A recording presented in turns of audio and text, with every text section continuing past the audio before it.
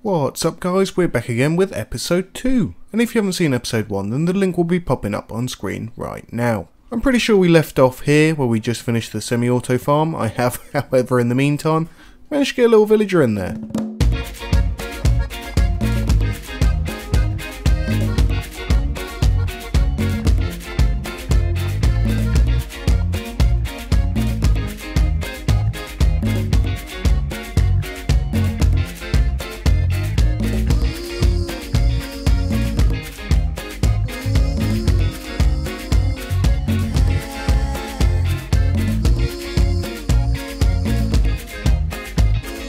So the idea was to make a completely automatic one, or, at least one that I had to press a button. It works, but it's slow.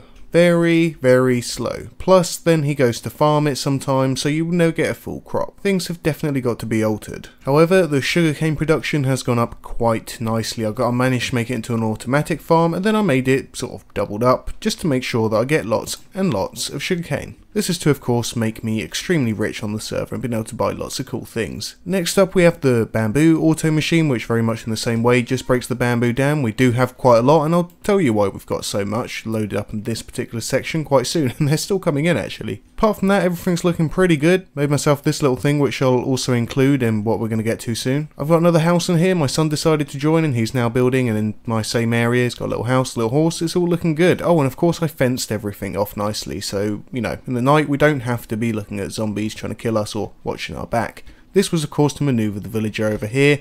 I did have a slightly rough one early on in the game, but I broke it down, so I remade it, and this one also goes to the village area over there. However, we have more important things to get to. So I'm making my way over, I'm just seeing what to do, and I see this. What's this? I didn't leave this. Then I noticed my railway. My beautiful railway is broken. Rails gone, redstone gone. So in my horror I realised that I haven't quite got all my areas properly grief protected, e.g. my railway system. Then, what is this?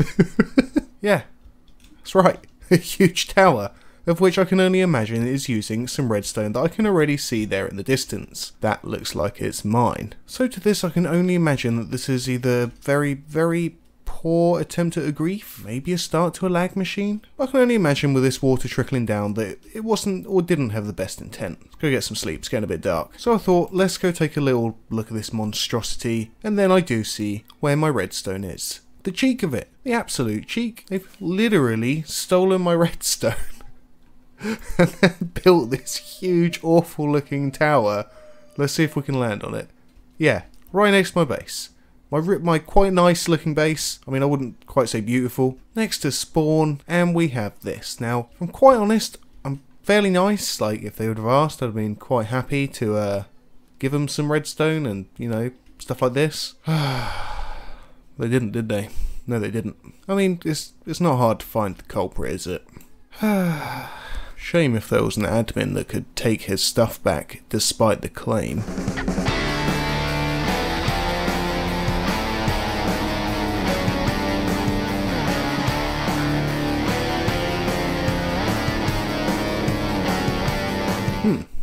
I think that's about right. And then of course come the interesting thought of, oh my god, my farms. So a little ride over there, and I just want to let you know they seem fine. I've had a not very close up view, but I'm pretty sure I protected these pretty nicely. There we go.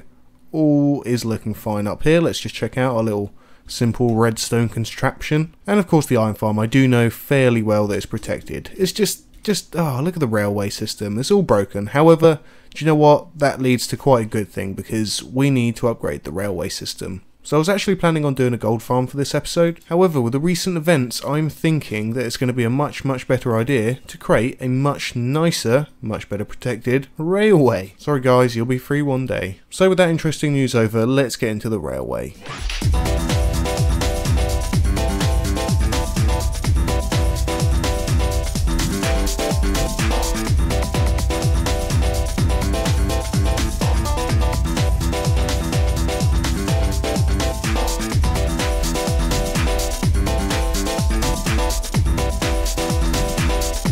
Now time to see whether this is actually going to get me up there. So far so good. I wasn't able to remember the exact way that I had the or the redstone, sorry, couldn't speak then. The redstone and the tracks, I'm just really hoping. I really started to run low up that hill.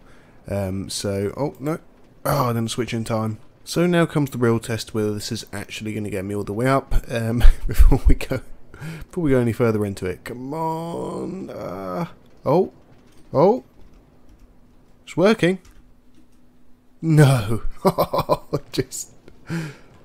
it just misses. However, I think if we nab a few off of these here, we'll be good. So I do believe it was this bit here. Ooh. So it should be a case that if I break this rail right here, or can I break that one? There we go. Pop in one powered one there. I'm going to do the same thing right here. We should hopefully be in for a very nice ride up to the top, and everything will be exactly as it was again. Come on. Come on.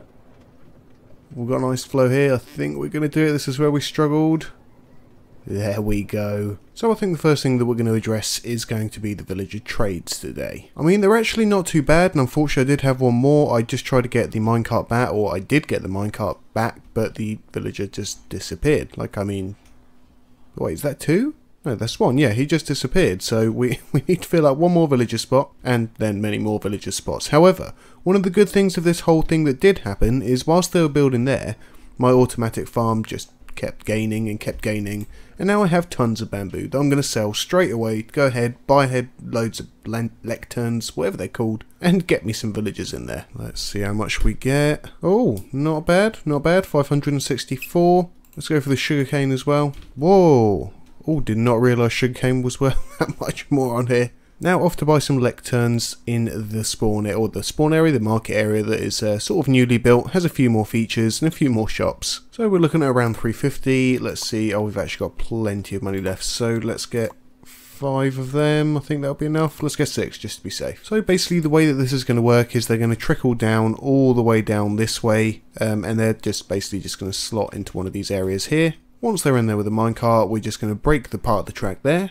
There we go, pop that there, and then we basically put the lectern right there, and this time I'm going to let him sit in his minecart. The rest were okay, I just don't understand. I think there might be... No, I managed to get the other minecarts off. I mean, he's not just running around, is he? Surely. Either way, that's the plan, it's ready. They should be coming down there, so let's just make sure the tracks are switched over nicely. Why don't I have any ladders? There we go. Now we need to make sure that is switched that way, so it goes straight down there, and we need to make sure that all of this is switched on as well. Now let's make a swift light, and the actual whole point of this is to get mending. I mean, that elytra is not looking good. This might be one of my last flights on this one. And of course we need to make sure that this is switched. Is it switching? There we go. So that should go straight over, and we should be able to follow it back. So now with the gate open, the last lever pointing the right way down there, we just pop our little minecart down there. We flick the lever. That should then get him, and he's basically well on his way. So let's see if we can fly and catch him this way. I'll tell you what, it's hard to do this with an elytra. It's almost my death end, but I can see him coming towards me. Best thing I can do now is just run. Oh, he's in. Is he in? Right, now is time where we find out where he's gone to the actual place that he's supposed to be. Oh, like a dream. So let's push him in. Come on, guy. A little bit further as that we go. And now, break this. Pop this. Perfect. He didn't get mending in the end. But that was easy, that was fast, and I think we can basically just fill these up now.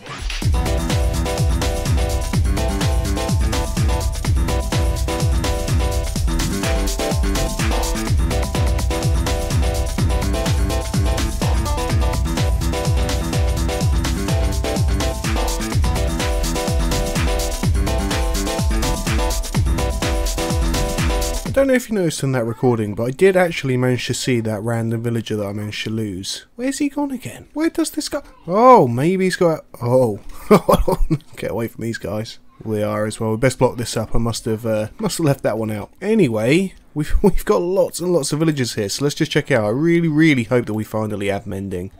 Come on, I mean, we got some good ones, I'm not going to lie, but mending is the one that we want. Oh no. Oh no!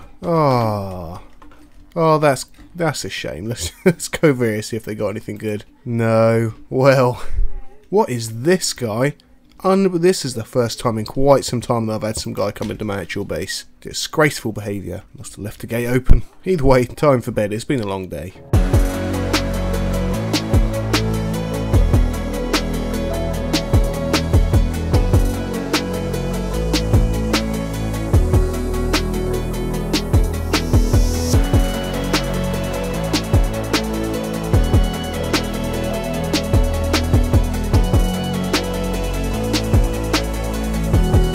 wasn't that completely counterproductive? I mean, I had to slay at least 3 villagers then. I'm going to guess what happened is the one villager that got loose when I did hit him and he disappeared into the slab basically started to make the witches appear. Hence the reason why I have these fence posts around here to actually stop that. Didn't do a great job, did they? However, what I am hoping is that that villager is now actually gone. Maybe he turned into a witch and I killed him. But to really make sure, I'm going to build a huge tower and just make sure that I've got a good overview of the whole of my plot. I'm not seeing anything, unless he's hidden in the trees. I am not seeing that villager, so I'm going to assume he's not around anymore. And I'm going to have to go back to filling up my villager trades. And after a quick check, it does appear that I still don't have mending. In fact, their trades have got even worse than before. Look at that, we just got loads of bookshelves. Let's go see if we got any more villagers left. Well, at least the tracks are still in order, and I did actually take out this middle bit, which I am going to make into a port. Oh, what a great idea to finish the episodes off with. So I think after going to check the villagers, which we're just about to arrive to now, I think we're going to finish this episode off with doing a nice little port for us to actually arrive.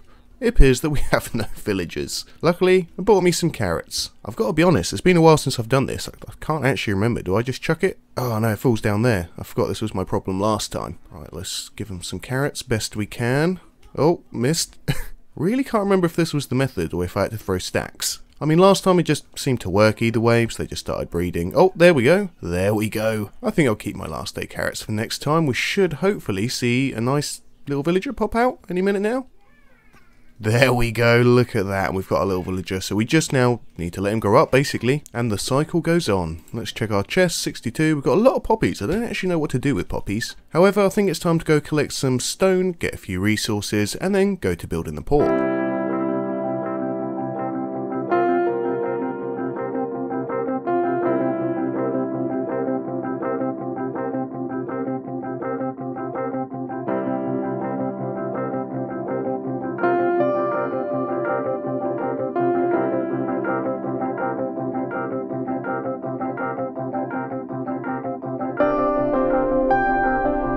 So after a long day of basically just cutting down wood, I'm going to AFK in this little spot here, between this farm and my iron farm. Well, it looks like we survived the night, so let's get down to the final task of this video, which is actually building some sort of docking station or something for my minecarts to be able to stop right about there and decide where to go. These elytras are turning out far too expensive. We got ourselves a villager. These guys keep getting stuck, which is not quite as excellent news, but anyway, let's not get off track.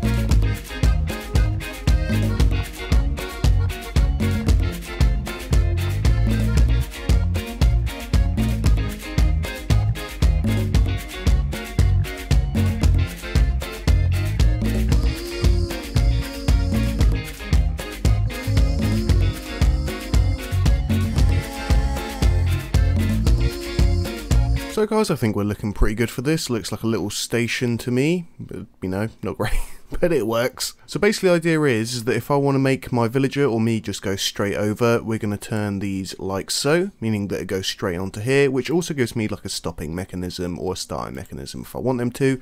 And of course they're just going to carry on to this one and go up. If however I want to turn down this way, I'm going to have to pre-adjust this over to here, taking me straight down here. Or if I wanted a villager to come to a complete stop, I can make him stop here. Or of course the other way around, which will make him just go straight over to here and straight over here to the house. Now, I know that this can certainly be perfected, and if anybody knows how, please let me know down in the comments so I can make a better station. However, I think that's going to be it for this episode, guys. Thank you for watching again. Don't forget to hit that like button, subscribe if you haven't already, and hopefully you'll catch me on the next survival episode here on Universal. Thanks for watching, I'll catch you next time. Bye bye.